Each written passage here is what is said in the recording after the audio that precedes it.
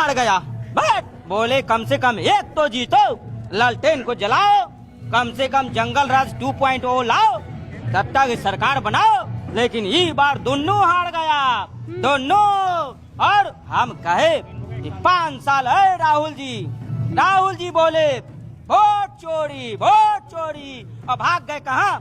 Thailand, Bangkok. अरे राहुल जी थोड़ा काम झूठ बोलो, नहीं तो नस फट जाएगा। अरे राहुल जी बार बार बोलते हैं वोट चोरी। अब राहुल जी ट्वीट करेंगे ईवीएम हैक। अब हमारा उम्र हो गया, हम कंफ्यूज हो गए हैं कि राहुल जी आखिर हो क्या रहा है दिल्ली में। खुद तो डूबे, हमको भी ले डूबे। ये तो जसप्रीत अब लालू जी को ले आए बीजेपी दफ्तर में। लालू जी पहुंचे हुए हैं, जसप्रीत बीजेपी के दफ्तर में लालू जी पहुंचे हुए हैं। मैं और रूबिका यहाँ हैरान हो गए कि लालू जी कैसे पहुंच गए बीजेपी के दफ्तर के अंदर।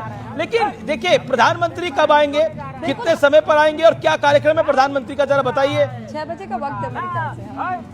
बिल्कुल अमीश, देखिए हम भी हैरान हो गए थे जो आपने कहा कि लालू जी पहुंचे, लेकिन बीजेपी दफ्तर में वो रोते हुए नजर आ रहे हैं, जैसा कि उन्होंने उनकी मिमिक्री की है। आपने सवाल पूछा पीएम मोदी कब आएंगे, वैसे यहाँ पर बताया जा रहा है कि 5 बजे के बाद वो आएंगे और इसी गेट से आएंगे। मैं तैयारी थोड़ी दिखा देती हूँ, मेरे सहयोगी नसीब तस्वीरें पहुंचा रहे हैं। ये देखिए कि सिक्योरिटी यहाँ पर काफी टाइट हो चुकी है।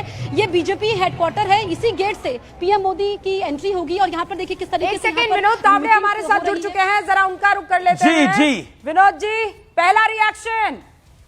10 सीटें जीते हैं, इसका मतलब यह है कि बिहार की जनता ने विकास की राजनीति पर अपनी मोहर लगा ली है। भाजपा ने अपने चुनावी नारा में टैगलाइन की थी, रफ्तार पकड़ चुका है बिहार।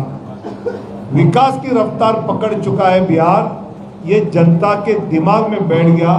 और उन्होंने देखा या एम्स आ रहे हैं, या मखाना बोर्ड आ रहा है, या हाईवेज आ रहे हैं, या वंदे भारत ट्रेन आ रही है, और जिस प्रकार ये विकास बिहार को आगे ले जाएगा, पलायन 13% से कम होकर 3% तक कम आया, ये भी जनता ने देखा।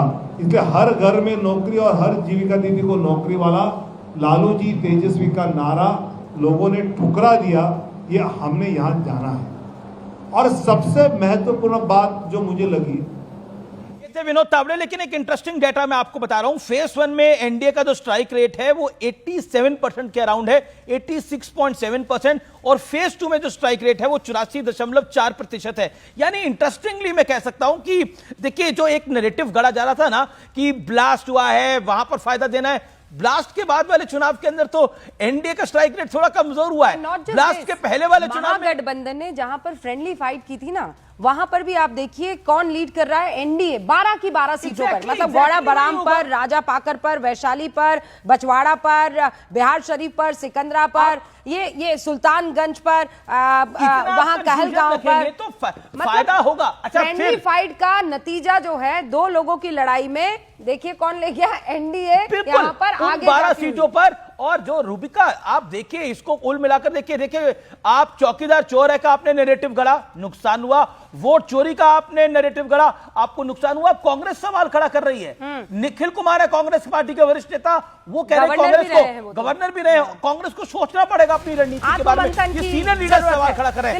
ब्रेक के लिए रुकते हैं।